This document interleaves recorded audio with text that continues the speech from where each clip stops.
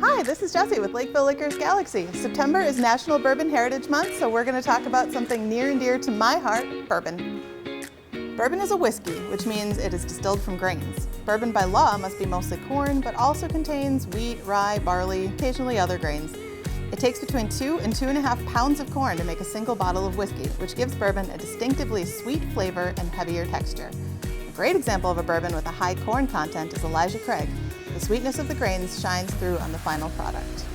The rest of the grains are left up to the distiller, so bourbons made by different distilleries can have very different flavor profiles.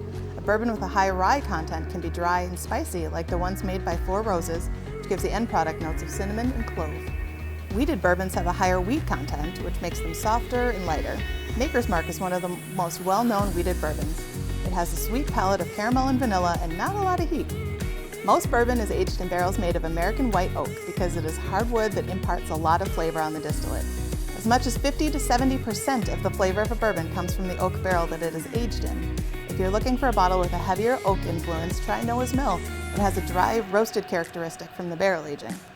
Bourbon does not have to be made in Kentucky, but 95% of it is. There's enough bourbon aging in the state of Kentucky right now that for every Kentucky resident, there are 3 barrels of bourbon. But bourbon made outside of Kentucky is making a name for itself as well.